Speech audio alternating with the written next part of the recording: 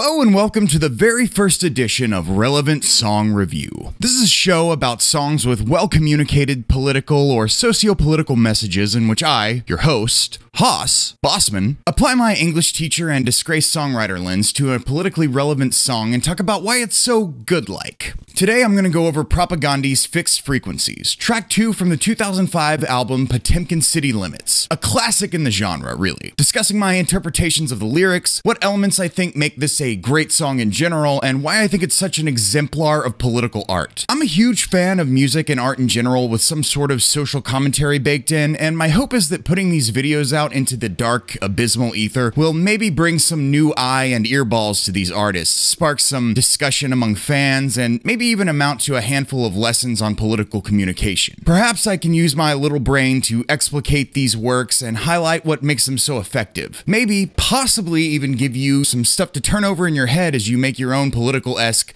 socio-artistic stuff. Fixed Frequencies is the second part of something of a suite, I'd say. One of the best 1-2-3 punches to ever open up an album. It follows Propagandhi's relentless tongue-in-cheek banger about Canada finally declaring war on the United States, a speculative fiction, and precedes another fantastic song, Fidala's Hearse. The latter's lyrics being a bit more opaque and honestly, I don't really know what it's about exactly. Discourse, maybe? Demagoguery? Propagandists? I don't know. Maybe I'll tackle that one later, but fortunately we're just talking about Fixed Frequencies today. A song I'm pretty sure I understand good. I'm not gonna actually play the song here, just pop the lyrics up on the screen, maybe play a few seconds of it. I don't want to take any traffic away from their official accounts, Propagandhi, so if you want to listen to the song before I go over the lyrics here, there are links to it on Apple Music, Spotify, and YouTube in the description of this video. I tried reading the words aloud, but it sounded weird, so I wound up weaving in a scratchy acoustic cover I made in a very different key, because I can't sing that high, but I guess that'll keep the algorithm at bay. Obviously, the original is way better. Alrighty, let's start with the title of this song. I've always thought this was a really compelling song title. Rolls off the tongue, nice alliteration, and as any good song title should do in my opinion, it invites curiosity about its meaning. It's a cool title, okay? Sounds pretty smart-brained, like it might even mean something. The source helps with that quite a bit. Propagandhi is one of the most thoughtful and deliberate bands there is, so there are very few meaningless choices in their work, especially the lyrics. At least that seems to be the case to me. Now, let's look at the opening lines.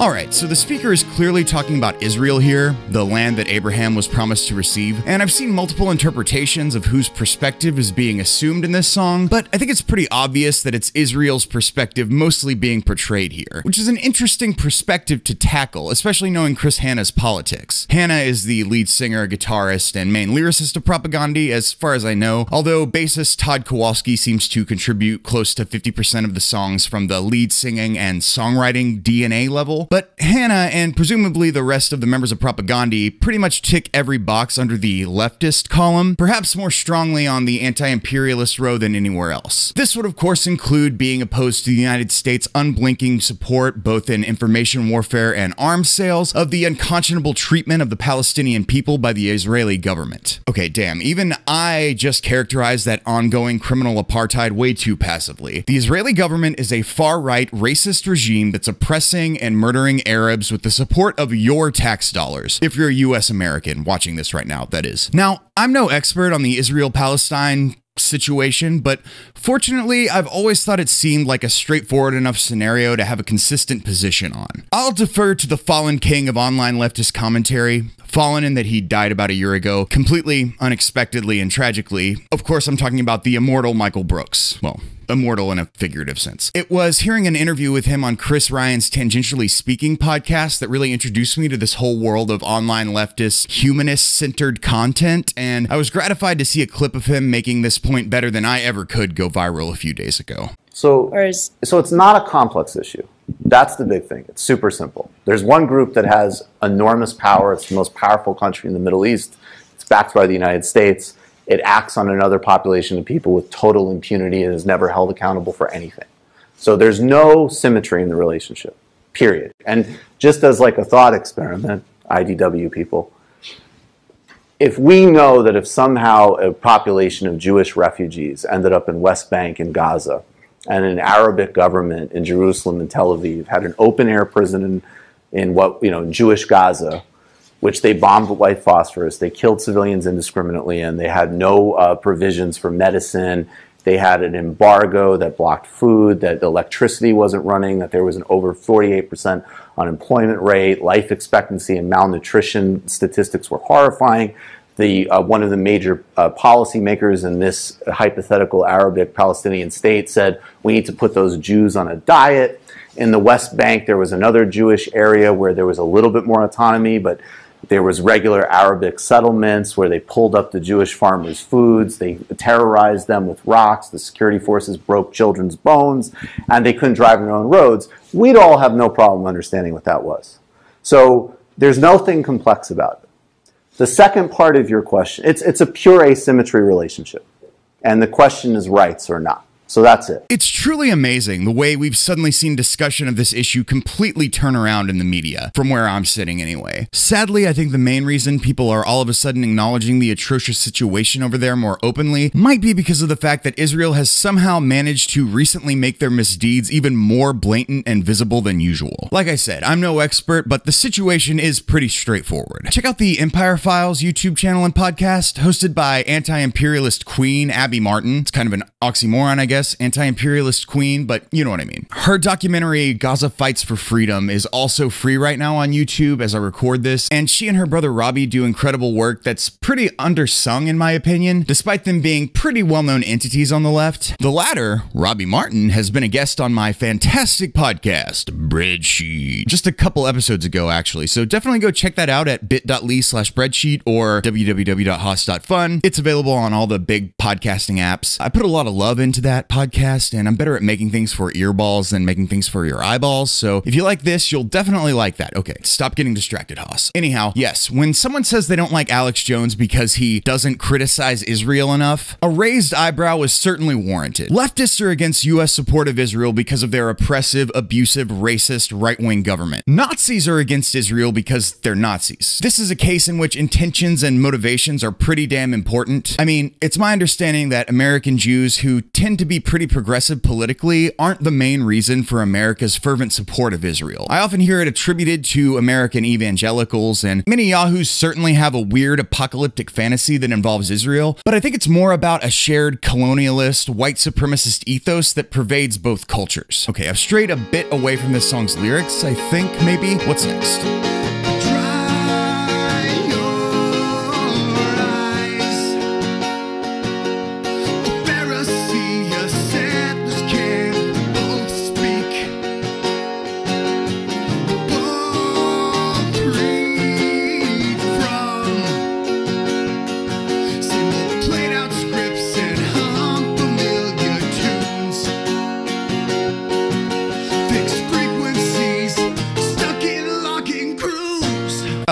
I guess I actually hadn't strayed too far.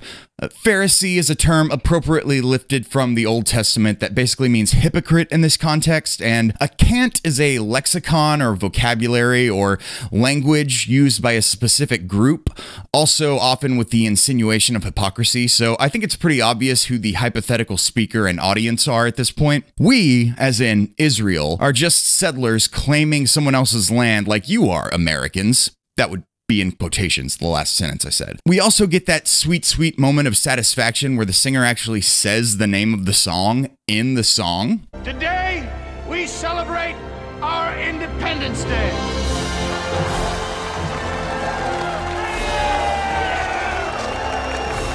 There's a funny Family Guy cutaway. Yes, I like Family Guy. I'm a basic bitch, I know. I would play it here, but I don't want to get a copyright claim from Fox, but it is really funny. The setup is, wow, this is even more exciting than when they say the title of the movie in the movie. You can fill in the rest with your imagination, I'm sure. Anywho, the fixed frequencies Hannah's referring to in this song are the patterns of domination committed by empires throughout history, specifically the largely white European and American colonial powers. cultures. Israel's oppression of Palestinians is just another expression of those patterns. It's really tragic, and this song's lamenting tone does a great job of portraying that.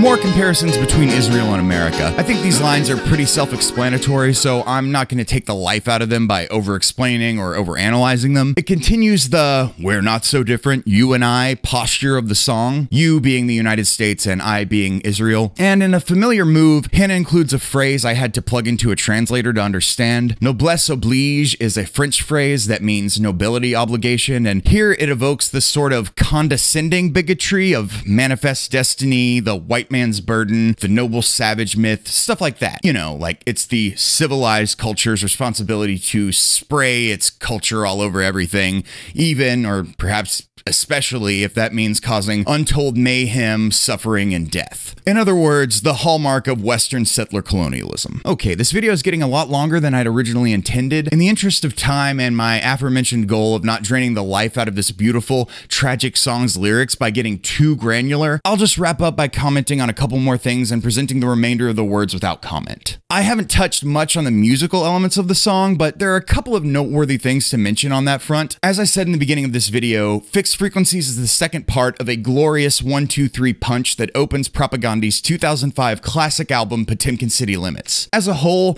Potemkin represents a massive leap forward in Propagandhi's musicianship as a band. It's their fourth full-length studio album, and while there is certainly noticeable progress one can chart over the course of albums 1 through 3, 1992's How to Clean Everything, 1995's Less Talk More Rock, and 2001's Today's Empires, Tomorrow's Ashes. Pretty sure on the years on those, but I might have to insert a robot voice in post. Definitely not looking it up right now. If you could see the setup I'm using, you would know why. But those three albums comprise what I would consider the first phase of Propagandhi's output, when they were a much better fit for the Southern California Fat Records label and scene. Propagandhi has always stood out among their peers, but they fit more comfortably into the scene that produced the likes of NoFX, Bad Religion, Pennywise, The Offspring, Lagwagon, you know, those rough around the edges 80s and 90s SoCal pop punk bands that it's been referred to as skate punk or fast punk, with the sound cultivated on their first three albums. However, 2005's Potemkin City Limits drew heavily upon their heavier and more technical roots, representing an enormous leap toward the impressive, challenging, and limit-pushing band they are today. Apparently, Fat Mike, the founder of Fat Records and lead singer of NoFX, hated this album because he hates metal, and he called it a death metal album, which it very much is not. It's really just like a fast punk mixed with sort of thrash metal elements album. Propagandhi's songs have always had interesting, unconventional arrangements, but they seem to have unintentionally disrupted the verse-chorus song structure more and more as time went on. Fixed Frequencies does this beautifully, as it has an unpredictable structure that still feels motivated. That is, the mood of the lyrics is reflected in the feel of the music. One neat little thing about this song that surely will evade many listeners, especially non-musicians, though it's a subtle enough choice that even seasoned music knower-abouters might miss it if they're not paying a specific type of attention, and that's the way that this song's main guitar riff recycles notes from the track that precedes it on this album, A Speculative Fiction. Both songs are in the same key, which is a pretty uncommon choice to make on an album. The conventional wisdom I've always heard is that you want to have as much variety in song keys as possible, especially in songs that are right next to each other on an album, lest they feel too similar to each other and start to bleed together to the listener. The first two tracks of Potemkin City Limits are not only in the same key, but also use the same highly peculiar guitar chord. Okay, I don't want to get too bogged down in this, as I'm not really a big music theory person in general, and I imagine most people don't care much about this stuff, but the chord I'm talking about is so odd, I can't quite figure out what to call it. I put the individual notes into a chord identifier and got a no chord found error message, which is weird, because my understanding is that any combination of notes, no matter how unusual or dissonant, can be categorized as a type of chord. Propagandhi started downtuning a half step on this album, another metal-inspired choice that enhances the music's heaviness. Anyway, these two opening tracks are in E minor. The weird chord in question is a C sharp 11 add 9. I don't actually know how to verbalize it, but it looks like this. Note that this is a representation of a fretboard of a guitar tuned in standard. But also when I exclude the top E string, the chord identifier calls it a C sustained 2 sharp 11.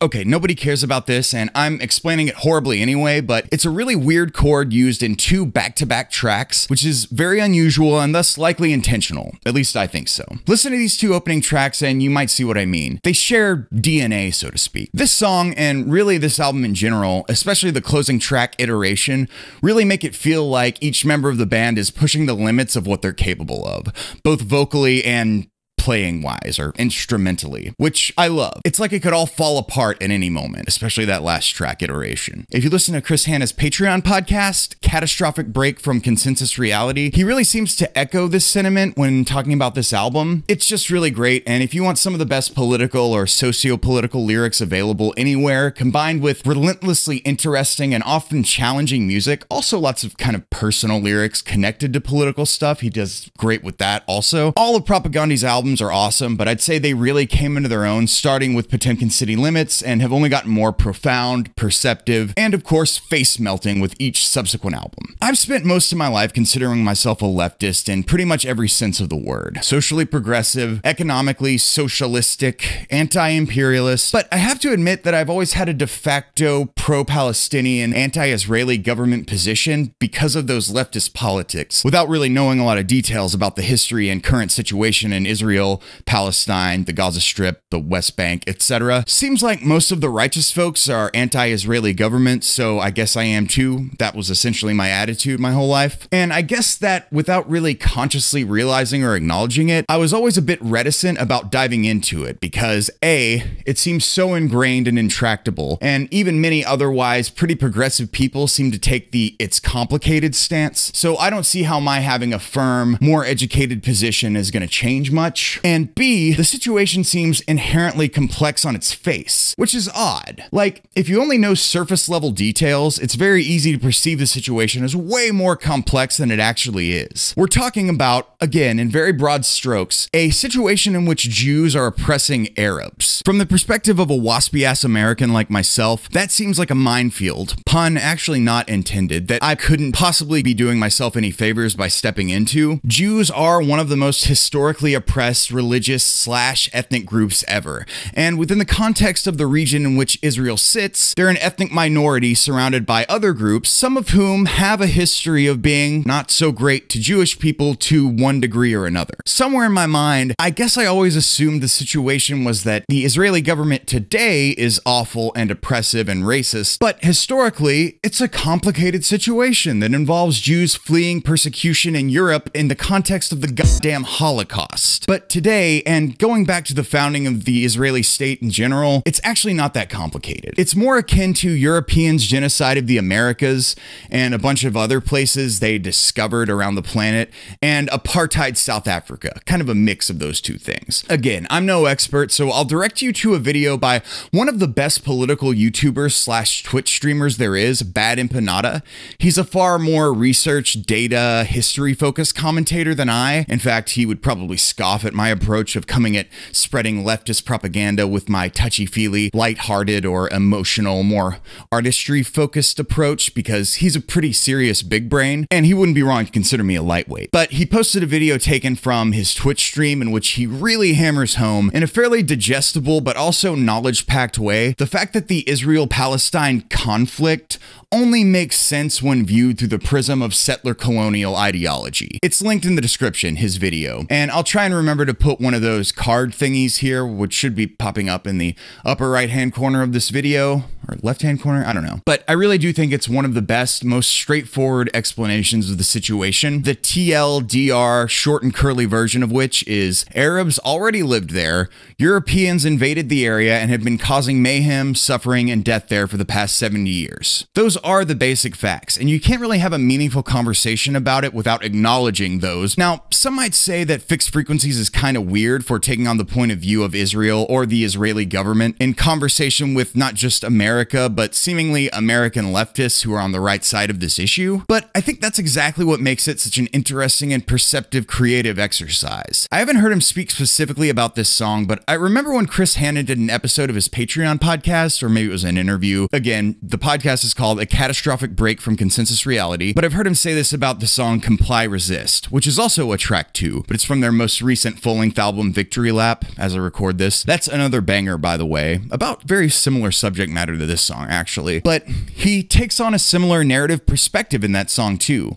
He uses an editorial written by Christopher Hitchens in 1992 as the basis for its lyrics. That letter is what the kids might call today cringe, to say the very least. Hitchens essentially tries to make the case that although what the Europeans did to the natives in the Americas was just awful, I mean really nasty stuff, it all kind of turned out okay, right? Because now the descendants of those natives get to live in the modern world. And I guess that the genocide of the natives was a necessary evil for bringing about modernity. I mean, fucking yikes, right? Shamelessly condescending and, well, I mean, apologia for genocide. So pretty rude, as the band Magic might say. But the song actually takes on that perspective. And I remember either in that podcast episode or in an interview hearing Chris Hanna say something along the lines of, "It's not my place to speak from the perspective of oppressed peoples, being a white guy, but what I can do is take the perspective of the oppressor and sort of inhabit that space to make the larger point." Which is an insanely mature and interesting way to look at it, in my opinion. But, you know, he's a true artist. Well, Hanna's doing something similar in Fixed Frequencies, it seems. Assuming the perspective of Israel and conversation with America, the settler-colonial entity inflicting harm upon another population, which is, like it or not, the perspective that him, or me for that matter, as white dudes living in North America in the 21st century can most authentically relate to. It's like incepted devil's advocate or something. That is, speaking from the oppressor's perspective with a layer of irony, driven home that much better by Chris Hanna's signature contemptuous vocal delivery. In addition to that sense of contempt, there's a profound sadness, though, communicated through Hanna's delivery in this song. A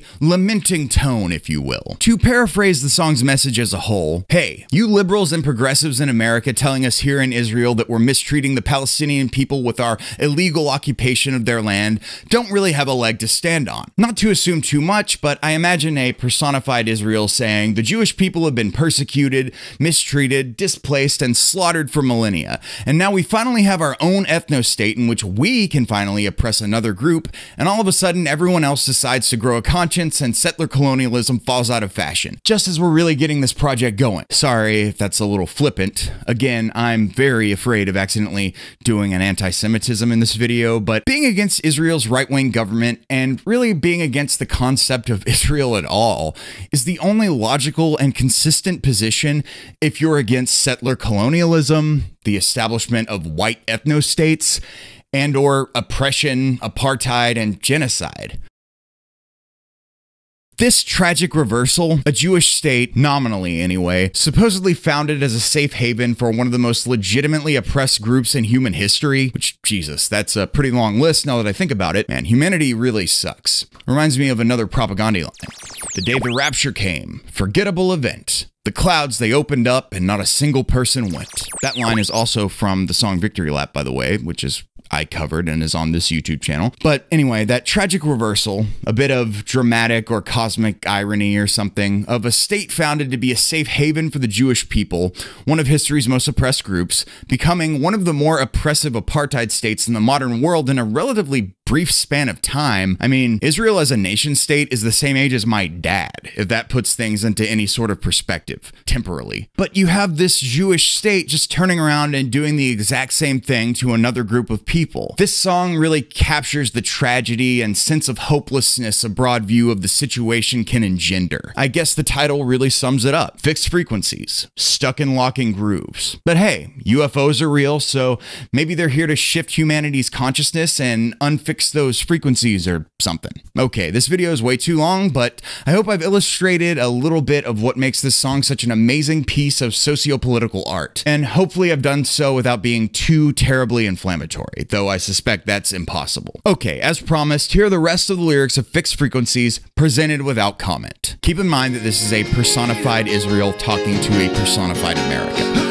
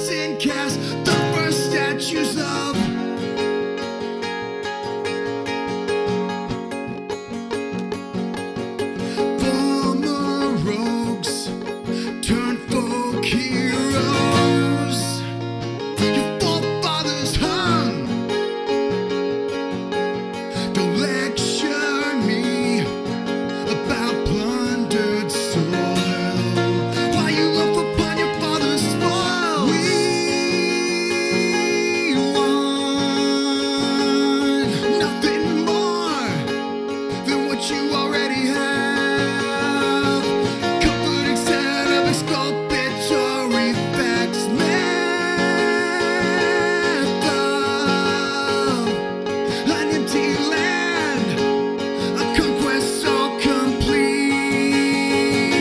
We can pull these tanks from our streets and hand the loosens over to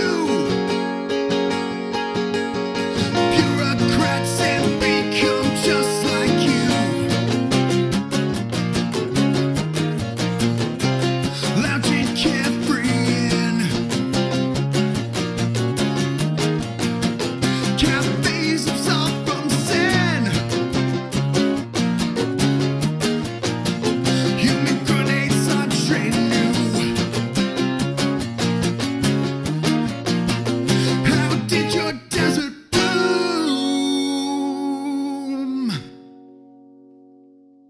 Alrighty, folks, thank you so much for tuning into this inaugural edition of Relevant Song Review with me, Bossman. Check out the description for links to awesome stuff like Chris Hanna, the Propagandhi singer's Patreon site that allows you to access his song-by-song Propagandhi retrospective podcast, A Catastrophic Break from Consensus Reality. Also, a great fan-made song-by-song podcast about Propagandhi with way more episodes, and also they have members of Propagandhi and other cool bands and other cool podcasts as guests on the show, including people from my podcast, me. It's called Unscripted Moments, a podcast about Propagandhi. I was a guest on the Victory Lap episode talking about my cover of that song, Victory Lap, which is on this very YouTube channel, so you should find it. Just a few videos back. Also, you'll find a link to Abby Martin of Empire Files fame's documentary Gaza Fights for Freedom, which is fantastic. Also, you'll find a link to Bad Empanada's clip of him talking about settler-colonialism and how it's the only framework through which Israel-Palestine makes sense. If you do a little compare contrast of our video timelines here in the YouTubes,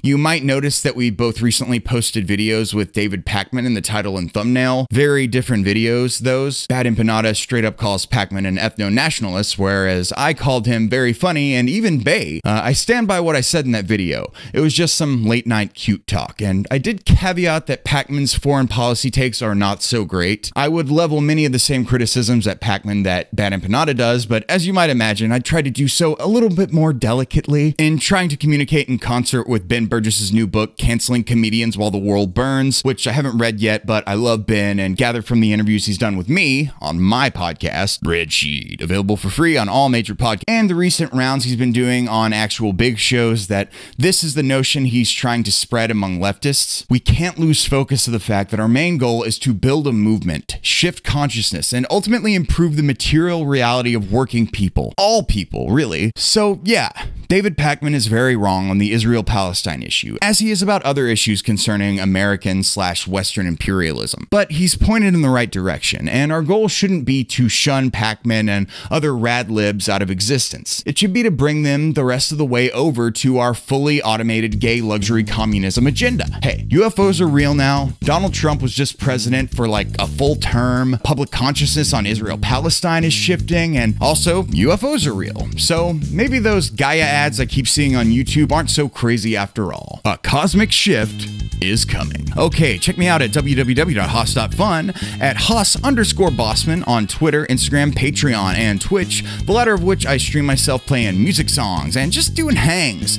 Subscribe to this YouTube channel, hit the little bell, leave a comment, listen to my awesome podcast, Spreadsheet, which is better than this YouTube channel. Support me on Patreon at patreon.com/Hoss_Bossman. Find my silly music on this YouTube channel and at hossbossman_bandcamp.com, and also my serious music at thekmax.bandcamp.com. That's thekmacks.bandcamp.com. Okay, I'm out. Holy shit, this is a long video, but you know you love it. Make sure you flood the soul of every sentient being you encounter with healing light, and I'll see you next time. Mwah!